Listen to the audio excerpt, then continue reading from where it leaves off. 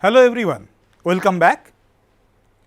In this course, we will use lots of data analysis technique which are based on linear algebra, starting from regression to principal component analysis. And when in near future we will learn R, you will see that many a time we convert data sets into vectors and matrices, and then we use techniques of linear algebra to analyze them. That makes our life easy, and R has inbuilt tools to do that. So, we have to learn the basic bone things of the linear algebra. So, in the series of lectures from now, we will discuss some elementary concepts which will be used in our data analysis course taken from linear algebra. So, let us start today with vectors. I have a data set here taken from a gene expression experiment, right. So, I have two experiments, experiment 1 and experiment 2. Usually this type of gene expression experiment like microarray or RNA-seq experiments, you have large number of data genes, for example 200, 2000 genes at a time, but for clarity here I have taken only 20, G20. So, I have 20 genes and their data, fold change data for two experiments. Now, suppose I want to represent these data in a bit different way. I want to represent each of these data for each of these gene as a vector. What do I mean by that? Let us take an example. So, for G1 and G2, I will show you the example how I can convert the data for G1 and G2 into vectorial form. For example, G1 in experiment 1 I have its fold change is 2, and in experiment 2 its fold change is 4. So, what I will do, I will stack these two data together and put them in a square bracket, just like this.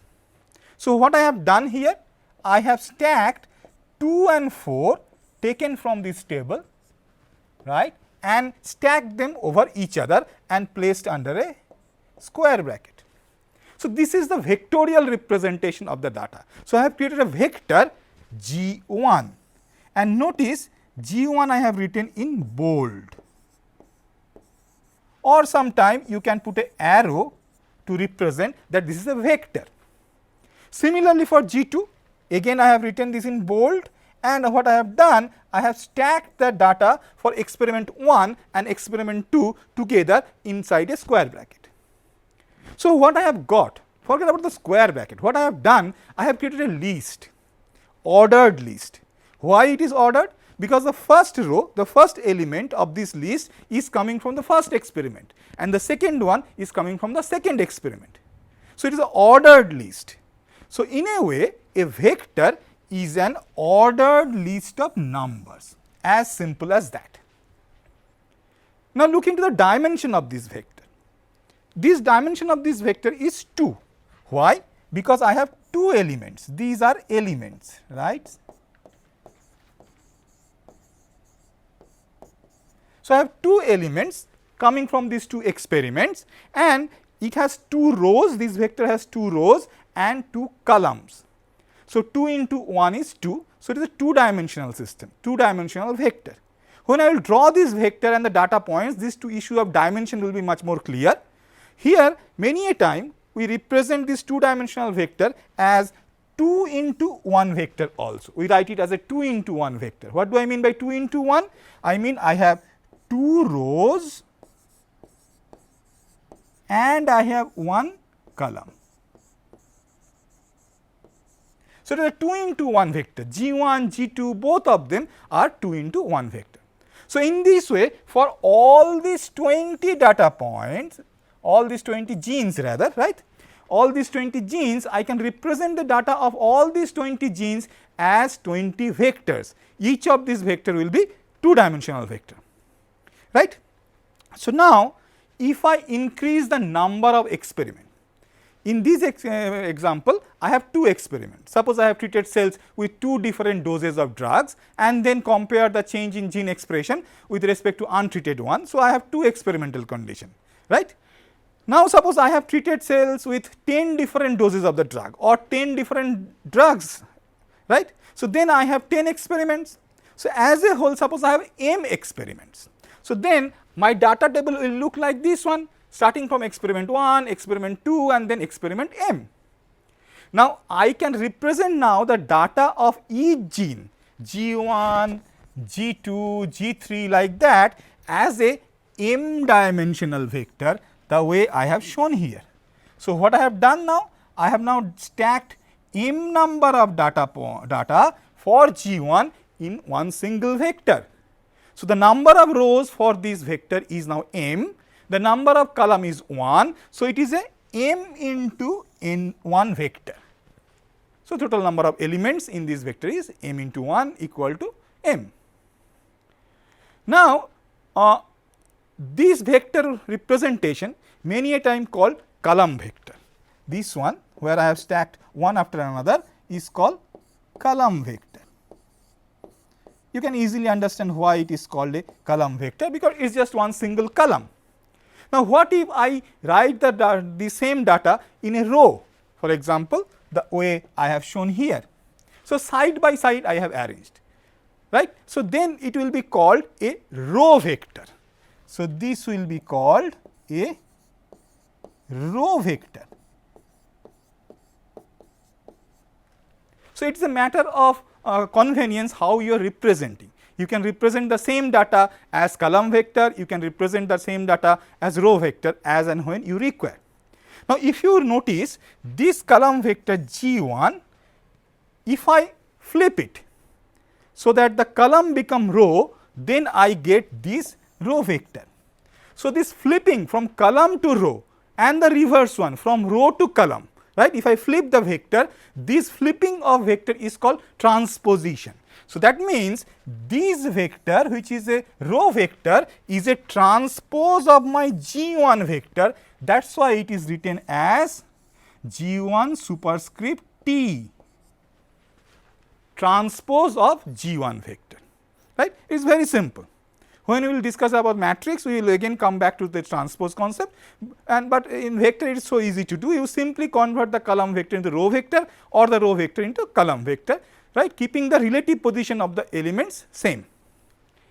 Now, in your physics class, you must have gone through vectors, and you must be remembering that we have learned that vectors has magnitude and direction. Till now, what I have discussed, there is no issue of those arrows that we have seen in our physics textbook for vectors, right. We have just a list inside a square bracket. So, what is the connection of representation of the data in that vector format and the arrows having a magnitude and direction that we know or associate with vectors? There is an obvious connection between them. To understand that, what I have done here, I have plotted the data. So, I have two experiments. So, in the horizontal axis I have experiment 1, in the vertical axis I have experiment 2, and each of these data point is a gene, right. So, this yellow dot, which is this is 2 and this is 4. So, this is 2 4 coordinate, this is my gene 1. So, this is my gene 1 result in this scatter plot. Many a time you may have to show the result in this way also. Now, I can represent my G1 vector in this space. Remember, this is a 2-dimensional space, right, because I have experiment 1 in horizontal axis and experiment 2 in the vertical axis. Now, what I can do, I can draw an arrow from the origin up to this point, yellow point. That will be a vector, and that is what I have done in this diagram. So, this yellow line, this yellow arrow is my G1 vector, and you can represent that also as 2 4 vector. Similarly, take the G2 vector, that is for the gene 2. So, that will be this blue line, this blue arrow. So, now you must be able to connect the vector that you have learned in your physics course, which has arrow shape and has a magnitude and a direction. You can easily see here, these both the vectors has magnitude, which is the length, and they have directions. Now, once I have the vectors, then I should be able to do operations of vector on these two vectors. So, these two gene data are now my vectors. I can do all vector operations on that. So, what we will discuss in this lecture, we will discuss the basic operations which are very useful for our course, right. So, the first thing we will learn is how to add these two vectors, vector addition. So, what I will do here, I will use the triangle rule.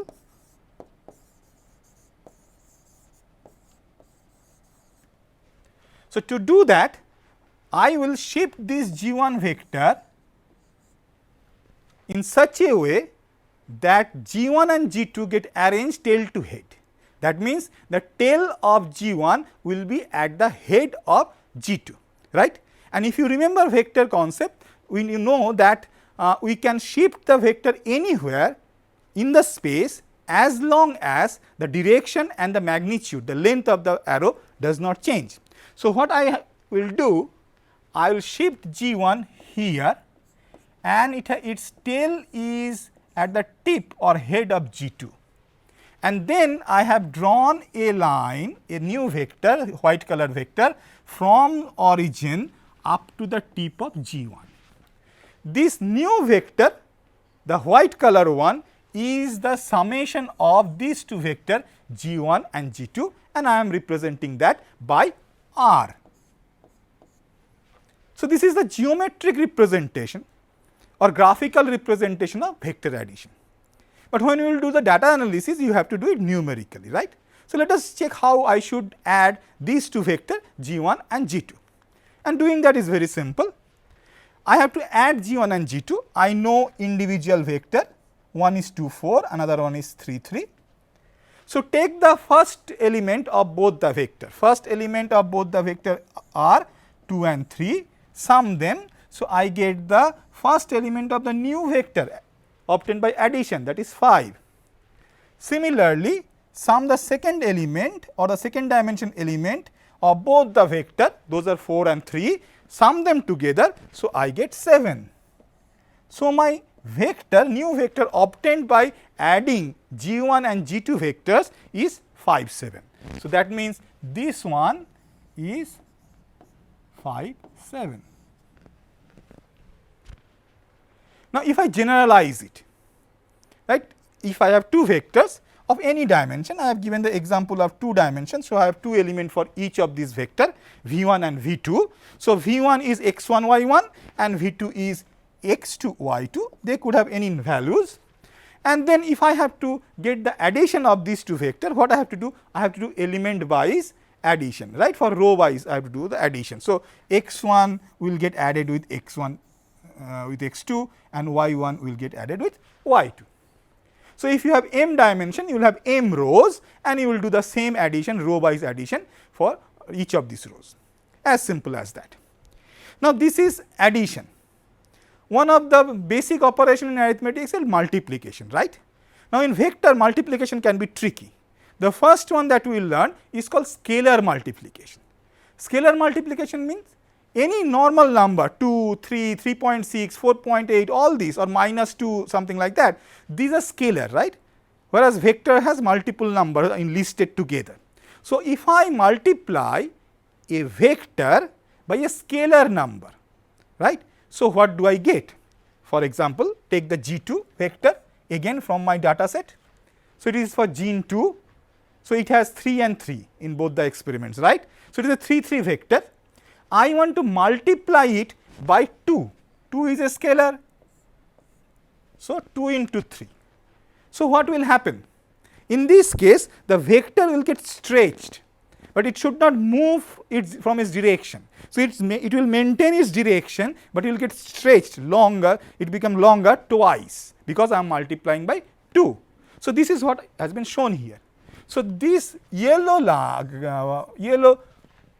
arrow is my new vector obtained by scalar multiplication of G2 by 2, and obviously it is 6 and 6. So, what I have done? I have multiplied G2 by a scalar 2, and then to do that, what I have done? I have multiplied both the element by 2. So, I have got a new vector 6 and 6. Now, suppose I multiply the same vector with a fraction. A whole number or a number greater than 1 will give me stretching of the vector, right. So, if I multiply with a number which is smaller than 1, then my vector will get squeezed. So, suppose I multiply with 0.5, half. So, I am multiplying G2 by half. So, what will happen? Now, I multiply 3 and 3 by half, that is 0.5. So, I get 1.5 and 1.5. So, this new yellow arrow is my new vector obtained by scalar multiplication of G2 by 0.5. Now, what if I multiply by a negative number? Just think over it. Yes, again it will be a stretching or compression of the vector, but now the direction will flip. If I multiply by, suppose if I multiply by minus 0.5 or half G2, I will put an arrow to represent vector because I cannot make it bold here in the screen. So, then what will happen? I will get a vector which will be in this direction. Remember, it will be on the same straight line, but its direction is now flipped because I have multiplied by minus. So, a minus number. So, it is minus is giving the direction, plus and minus are the for direction, whereas the scalar value is how much it will be stretched or how much it will be squeezed. So, it will get squeezed, but it will get flipped in the opposite direction. In this particular example, where we are talking about fold change in gene expression, a negative value does not make any sense, physical sense, but just to explain what will happen, I have shown this example. So, now in general what I am doing, if I have to do a scalar multiplication, I take a scalar and I multiply that vector. So, each element, each row get multiplied with that scalar. Now, we have learned addition, we have learned scalar multiplication. Now, what we will learn is to how to get the length of a vector. Remember, when I am doing multiplication, the length of the vector is changing, not its direction, right. So, how do I measure the length of a vector? Take the example for G1, which is 2, 4. How can I measure the length? By length, I mean this distance, right. This is the length of G1 vector. So, how can I get it? I can simply use the geometry. So, I can draw a line which is vertical. So, what is this distance? This distance is 2, because this is 2, 4, right. So, this horizontal distance is 2, whereas this vertical distance is 4. So, simply by Pythagorean theorem, what I know, this distance, this yellow line, length of the yellow line will be square root of 2 square plus 4 square. So, the length of my vector G1 for gene 1 is square root of 20, square root of 2 square plus 4 square. So, usually the length of a vector is also called a norm. So, length of a vector is also called a norm of that vector, and we represent them like this, where the vector is placed between two double line or two single lines. Now, if I have m dimensional data, the G1, G2, the experimental data that I am showing here in the plot are 2 dimensional, right. I cannot plot a m dimensional data. I cannot have plotted data of where I have 10 dimension or 5 dimension, something like that, but you can imagine what will happen in m dimension. So, m dimension, my vector will have m element, m rows. So, the norm or length of that vector v will be square root of summation of x1 square, x2 square up to xm square, where x1, x2, xm are the elements in the vector. Now, once I have got this length of a vector, I can actually define something very useful, that is called unit vector. See, the most of the time we are actually not bothered about the length of the vector, but rather direction of the vector. In many cases in data analysis also, you will realize that I am actually not bothered about the length, but rather, or the magnitude of the vector, but rather the direction of the vector, or rather the direction of the data point in the space. So, now what we can do, we can normalize that vector, the original vector, with respect to its length, so that I will get a new vector whose length will be 1, but it will retain its direction. So, listen carefully what I am trying to do. I want to create a new vector which will have the unit length, but its direction will be same as the original vector. So, I am doing normalization with respect to the length of the original vector. So, if you have give me G1 which is 2 4 vector coming from my data, then the unit vector for that, which can be written as G1 hat to represent that is the unit vector, is a normal convention. What I will do, I will divide this G1 vector, original vector G1, by the norm or the length of this vector. So, let me do it for this particular example. So, the length of my vector G1 was square root of 20, just few slides back we did the calculation, right, and the original vector is 2 4. So, I will multiply or rather divide 2 4 by square root of 20, because that is my definition here. So, by doing that I get a new vector of 0.447 and 0.894. Now, if you do use the formula to calculate the length of a vector, you will find the length of this will be equal to 1. As I have truncated the data, it will not be exactly 1, but it will be close to 1. So, I have drawn this vector here. You can see this vector has now unit length.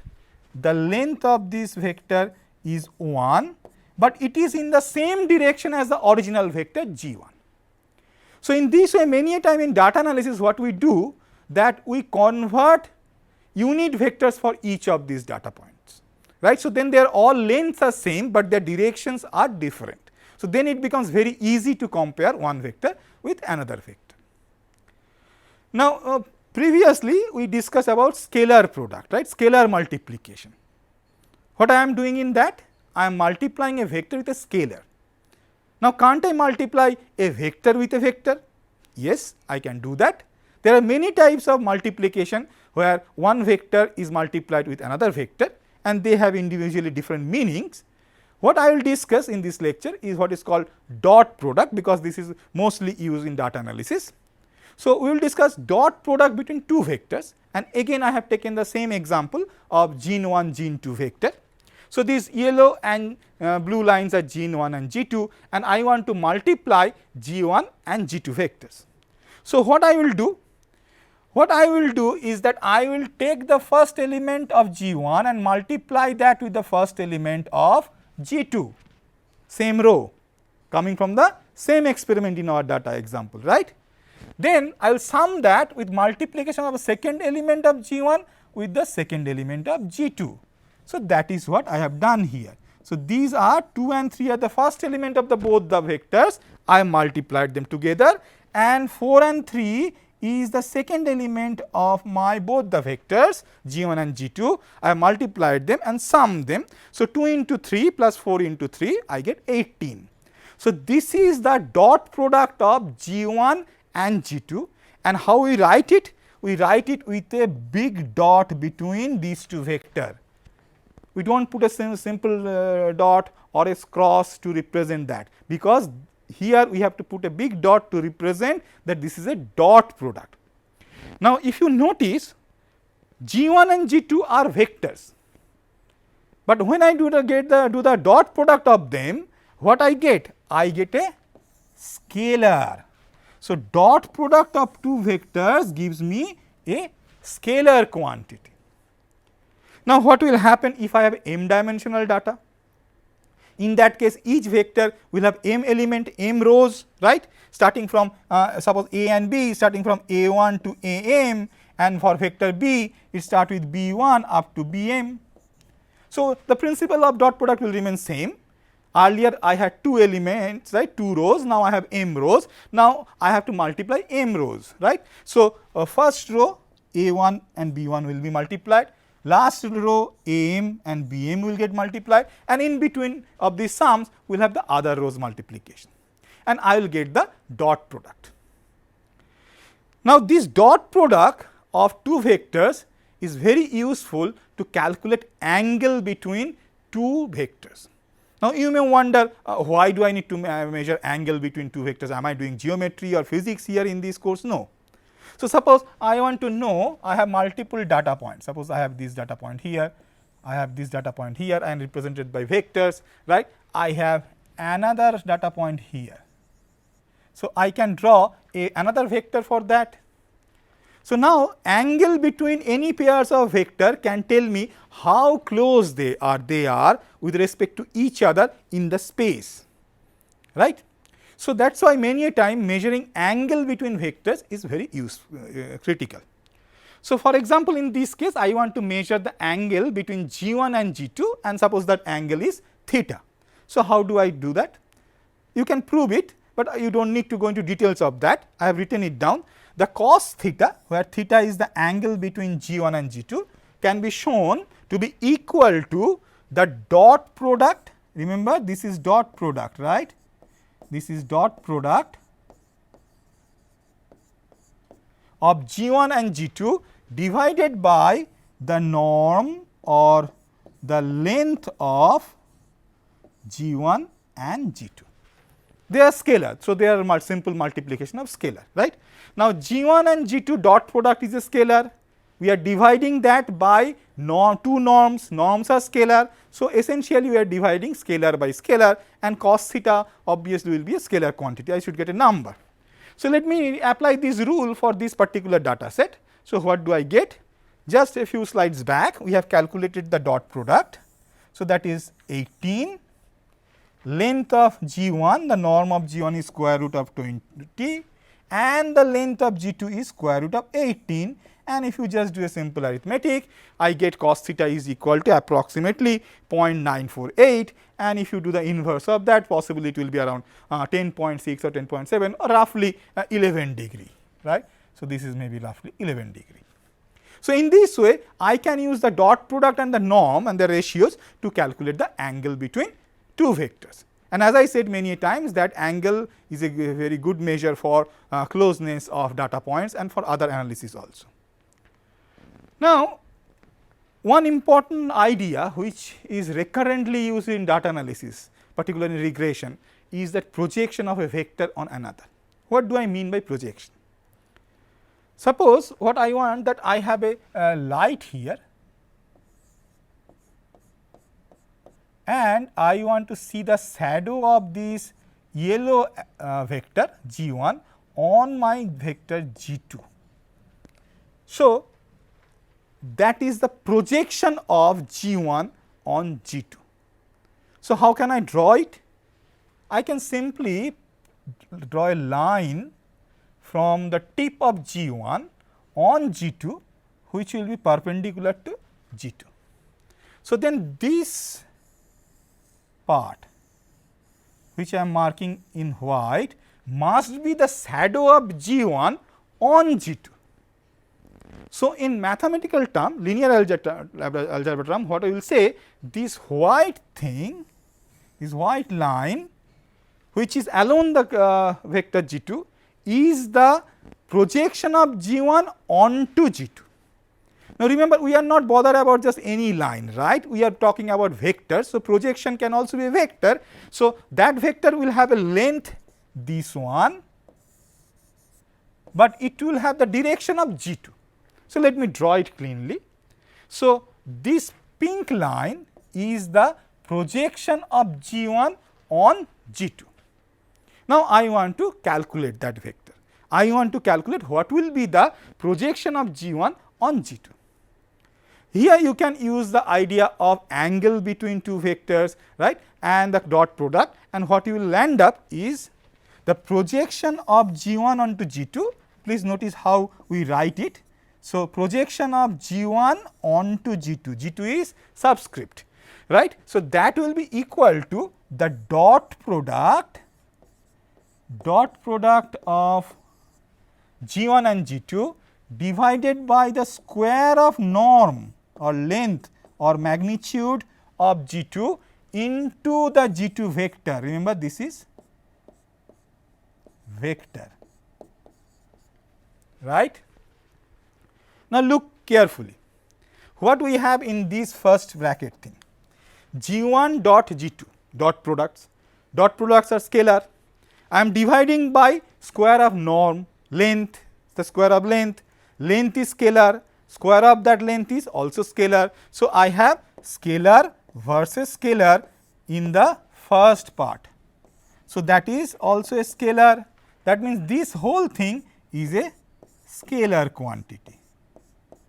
Now, you are multiplying G2, which is a vector, by a scalar quantity. So, you are now getting another vector, which is the projection vector of G1 onto G2.